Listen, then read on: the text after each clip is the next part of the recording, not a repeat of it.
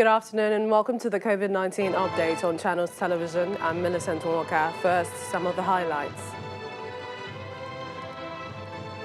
Today, Nigeria records more COVID-19 cases, with Lagos, Kano State and the Federal Capital Territory still the top three. On our theme this afternoon, we look at Nigeria's education COVID-19 response strategy.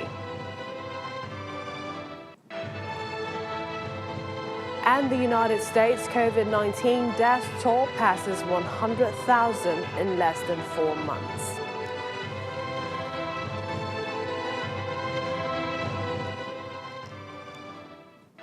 One of the most hit sectors by COVID-19 in Nigeria is education. At the wake of the pandemic, the tertiary, secondary and primary levels were all forced to close down. Now, since March this year, students have been at home, albeit some engaged in online studies. Given this situation, and with the statement of the Minister of State for Education, Ms. Emeka Nwajuba, that schools would have to remain closed until a safer period, what should be done to keep the education sector high standard? Well, our theme this afternoon, we examine the challenges and prefer solutions. 389, that's the latest number of COVID-19 infections in the country, bringing the total cases to 8,733, according to the Nigeria Center for Disease Control and CDC. In the meantime, 2,501 patients have been discharged and 254 deaths recorded. The new cases were recorded in 22 states this time around across the federation, including Kogi State, which had no COVID-19 case up until now. Of the new cases, Lagos has 256, Katsina 23, Edo 22, Rivers 14, Kano 13, Adamawa and Akwa Ibom 11 each, Kaduna 7, Kwara and Nasarawa 6 cases each, 2 each in Gombe, Plateau, Abia, Delta, Benue, Niger, Kogi and Oyo, while Imo, Borno, Ogun and Anambra have each 1 cases. A breakdown of the figures by region shows Lagos in the southwest still the highest number of cases also in the country at 4,012. Followed by Kano in the northwest with 936. The FCT comes in the north central region, the third highest tally in the country with 519 cases. Borno still leads in the northeast with 257, Edo in the south-south with 240, and Ebonyi leading in the southeast with 36 confirmed cases. Kogi State government says it has conducted hundreds of tests for COVID-19 and so far all have returned negative. The Commissioner for Health, Dr. Saka Haruna Audu, says the state will not bow to pressure from outside over fictitious COVID-19 claims, as government only recognized tests conducted within the state supervised by the Ministry of Health. In its quote, it says, "We have also continued to insist that it will not be a party to any fictitious COVID-19 claims, which is why we do not recognize any COVID-19 tests conducted by any Kogite outside the boundaries of the state, except those initiated by us. Any attempt to force us to announce a case of COVID-19 will be vehemently rejected." This is coming from Dr. Saka Haruna Audu. The state says it is more than prepared to secure the lives of residents, as they have no interest in playing politics with their health concerns.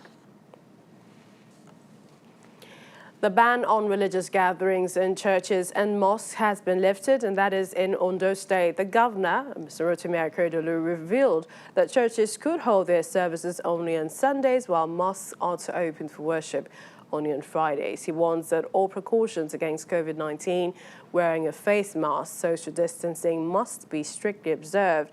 The decision is coming just as the state recorded its second death due to the coronavirus disease in Ifedore local government area of the state. We have more on our updates with regards to what some of the states are doing to mitigate the impact of COVID-19. We begin in Yobe, where the COVID-19 Committee on Prevention and Control flagged off the distribution of food palliatives to 471 families of deceased persons who lost their lives recently in the state. The items, which were donated by the Victim Support Fund, were aimed at cushioning the hardship experienced during the mourning and COVID-19 lockdown.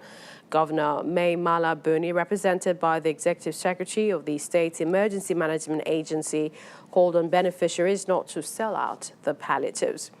Over in Adamawa State, the government has commended the NCDC for granting approval for the establishment of a COVID-19 testing center in Yola, the state capital. The commendation was made by the State Commissioner for Health and Human Affairs in Yola while giving an update on the recent development of the virus in the state. According to the Commissioner, the newly approved testing center will help reduce the spread of the coronavirus disease in the state. Over in Kano, the government has formally abolished the traditional Almajiri system of education in the state after completing arrangements to enroll all repatriated children and that is from other states, into the conventional educational system. At a COVID-19 media briefing, Governor Abdullahi Ganduje confirmed that over 1,000 Almajiri children have so far been received from various states in the northern region. And finally, Gombe State Government has discharged additional 153 Almajiri from the quarantine center having tested negative to COVID-19. Governor Inuwa Yahaya, who was at the Amada campground for the passing out of the children, said it is criminal for any parent to deny his child education in all forms, both Western and Islamic.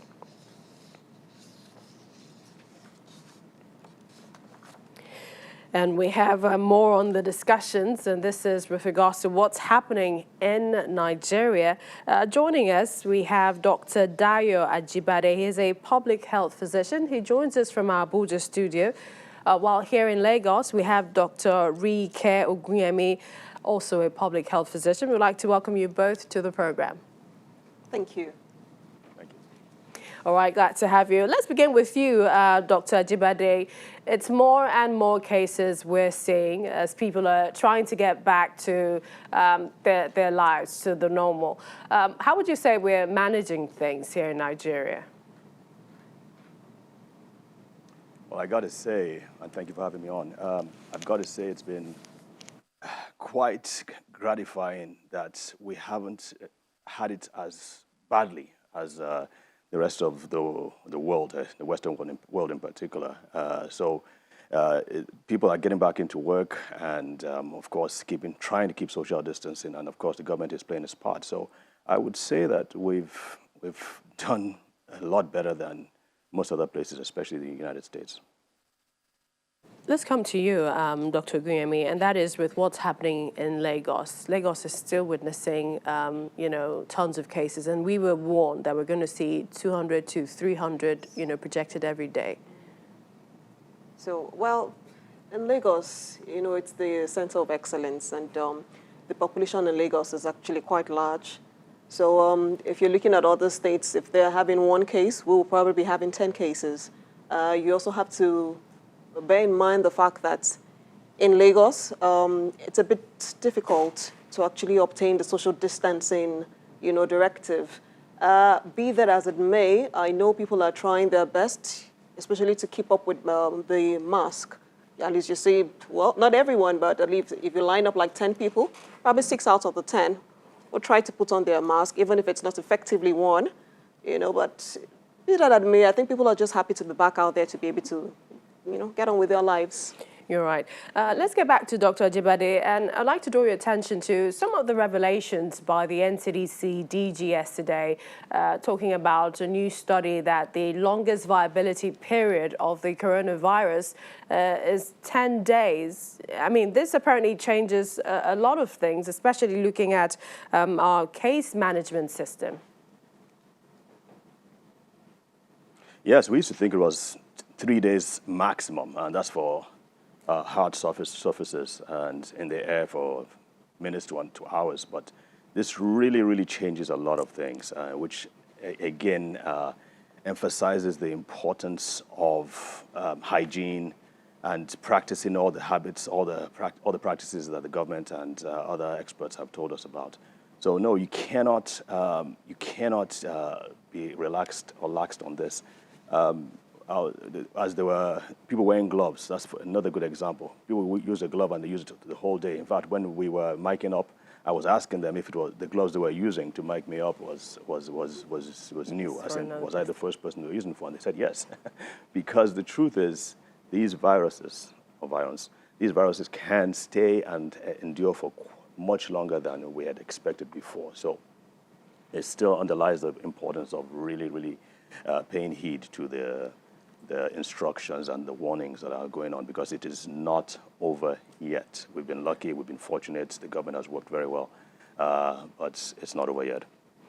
Dr. Oguyemi, in terms of Lagos and the fact that we're working at home-based care, for example, now that also helps with regards to the number of people we can discharge faster and freeing up more spaces for others. Yeah, well, the home-based care is still in the offing. It's not yet out there, to be actually practiced. Though, of course, it's a possibility. And that's because the isolation centers, they're filled to the brim, okay? And yet we still need to take care of people to ensure that we don't record more mortality. So for the home-based care, recently we talked about, we've looked at the cases that are in the isolation centers, the number of patients that are likely to die, and we've been able to kind of fashion out a percentage. So averagely, we expect that 5% of people who are infected would be really bad. Okay, but over 80 to 85% of them will be mild cases. So when we're looking at the home-based care, we're looking at mild cases being managed at home. Mild cases are people who probably don't have symptoms at all, or probably they just have a little bit of a fever, but there are cases that do not need, intensive care, so to say. So in such cases, we might be able to manage such people at home, okay?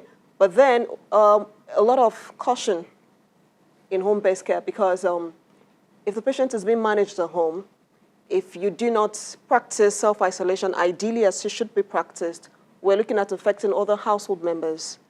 And those household members are not under self-isolation, and then they're still going to go out. And then we'll still have, the cascade of infection going on. So a lot of caution on home-based care. But at the end of the day, if we're not able to achieve, taking in people into isolation centers, it might be a way forward. Dr. Jibede, bringing you in here, and this is with regards to what's happening in your practice, perhaps in the Federal Capital Territory there, with regards to the number of outpatient visits that are coming in. The last information we got was that that number has since dropped, and that we still have healthcare practitioners, workers who are still skeptical about handling cases coming to the hospital. Yeah, that's still a concern, because for a while here in Abuja, it was quite intense, and quite a few of us actually tested positive for the virus, and so there was this conflict really as to whether how far you should go in working with patients without PPEs, protective equipment. So, but now it's kind of eased off, but there's still a lot of need for caution. We know that many of the cases, the most severe cases, are among the elderly, the obese, and those who have an underlying condition. And the top four are hypertension and cardiovascular disease, lung disease, diabetes, and I'm trying to remember what the fourth one is. Anyway, there are four of them that we keep on seeing over and over and over again. Okay. And what we've found out is that the underlying factor in most of these conditions is a dysregulated, dysfunctional immune system. And that could be from the disease, it could be from other interplays, the drugs, and all the things that they're going through. So it's very, very important that we found out that in addition to medication and the standard palliatives for the body, it's very, very important for the disease, very, very important that we do the necessary things to strengthen the immune system. And that could include some simple common sense advice like going out and exercising more, breathing more. It includes taking what we now know, and we have established studies that show that things as simple as vitamin D can significantly, blunt the response. Because what we know is that it's the body. In those cases, most cases that patients die, it's the body, the immune system, a dysfunctional immune system that does the damage and kills the patient, not the virus itself. Now, the virus does trigger the event, and of course, not to negate what the virus does, it does trigger a lot of damage. But Right. for those who lose their lives, for the most part, the data suggests that it's the immune system that is attacking the body and doing the damage. And so it's also very important as we're looking for drugs and we're looking for vaccines and even the hormonal remedies. It's also important that the basics shall always remain the basics. And we know that things like Dr. Jibade, I wish we had more time, but I'm just being told that we need to go. But we'd like to thank you. Thank you so much, Dr. Daya Jibade, a public health physician. And I'm also certain you agree with a number of things he has said. We appreciate your time on the program. Dr. Rike Ogunyemi, thank you for joining us. Thank you. Always a pleasure. We have more on the COVID-19 updates when we return.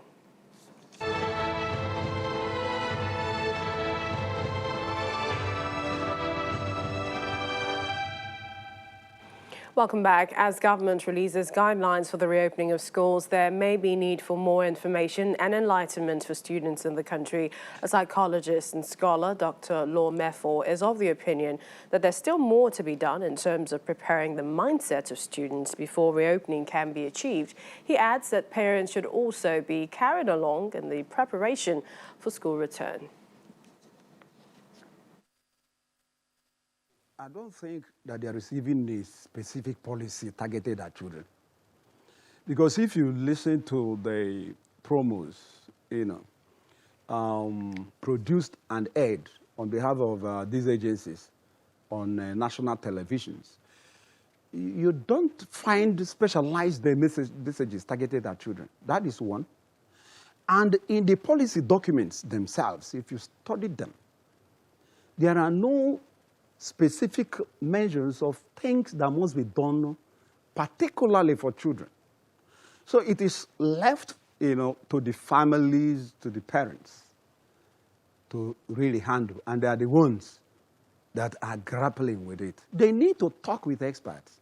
They need to talk with school administrators, especially of primary and secondary, levels, because that is where you really have the problem, particularly primary. You need to discuss with them and let them understand what must be on ground. Beyond that, government needs to interact with parents, by whatever means possible, right? Let the parents know things they need to inculcate in their children, preparatory to returning to school. In the meantime, the Minister of State for Education, Mr. Emeka Nwajuba, has raised hopes for the reopening of schools, but that comes with a caveat that schools must be safe for the children to function. He was speaking at the Presidential Task Force briefing on Wednesday. He says only when government is sure that pupils will attend classes without the risk of contracting COVID-19, and then schools will fully be reopened. To set up the same standards. Joining me now to look at the impact of COVID-19 on the education sector is a senior lecturer with Bayes University in Abuja, and he joins us from Abuja studio, Dr. Alkali Abubakar. We'd like to welcome you to the program. Thank you very much for having me. All right. COVID-19 has brought a new way of life globally, and that has obviously disrupted the education system as well. In Nigeria, how do you think we can begin to restructure and fit into this new reality? Obviously, COVID-19 has brought some unexpected, if you will, disruptions to the educational system. And I think for now it's clear that the way to go is the online, system. But sadly, our economy or our educational system doesn't seem to have the capacity to absorb the online method. So we have to look at both sides. The capacity of the Nigerian educational system and the economy and the empowerment of the citizens itself doesn't seem to be at the level to absorb online system, much as the online system is actually effective, because I actually happen to come from an area that used the online system to complete its semester, its trimester, and we did very well. It was okay. But then looking at it, clearly it's not all candidates, all peoples, all schools that can afford the online system. I was in my hometown for Salah, and I asked a few secondary, primary, and even tertiary school, tertiary institutions, pupils, how have they been coping since the lockdown? And they said they have not done anything online. I asked them about online. They said no, because looking at it, how many children actually have the smartphone, have the laptop? How many lecturers can even afford the laptops to do this online? So we have to look at the reality on ground. Now, I'm a bit surprised that we have some states where markets are actually opened, but schools are closed. Markets are opened, everybody moves around, but the schools are closed. So what I'm trying to say is we can actually institute a kind of partial, partial method, partial reopening of the schools, instead of just a total closure. When you say partial, for a few hours in a day, and the other worry is how much social physical distancing will operate. What might happen in a private school will definitely be different from a school with more children in class. Exactly. When I said partial, what I mean is in a school, for example, the tutor can say, okay, I have 20 students in this class, and I'm going to ration my lessons into 3, for example, 21 students, and I'll have 7 for each day of the week. For each day of the week, the responsibility is on the government to provide some of these PPEs, face masks, and all that. So if you have 21 students or pupils in a class, and you don't have the opportunity to, practice the social distancing, to abide by the social distancing regulation. If you have 7, you can actually do a social distancing there in a class of 21. So you ration it this way so that the students, the candidates, can still come, take part of their lessons, because these students cannot afford this online. They are completely cut off. How do you reconcile that? Because we are saying that, of course, COVID-19 will go, but we have to make we have to prepare for the rainy day. There could be we are not praying for that, but there could be more COVID-19s. Are we saying that anytime we have this kind of pandemics or any such disruptions, then we just close the schools? We appreciate your time. Senior lecturer with Bayes University, Abuja, Dr. Akali Abubakar, thank you for your analysis on this important issue. Thank you very much for having me. The United States has recorded more than 100,000 deaths from COVID-19, moving past a grim milestone, even as many states relax mitigation measures to stop the spread of COVID-19.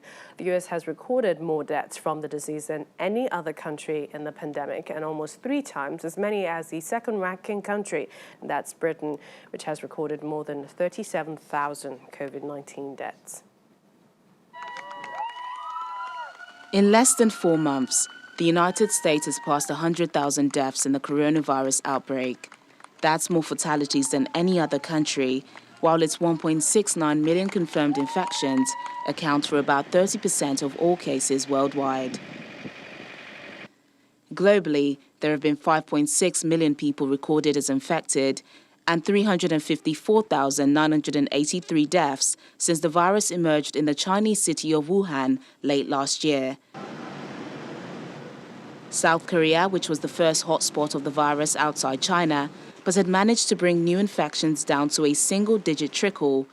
The country has reported 79 new virus infections for the past day, the largest daily increase since April the 5th.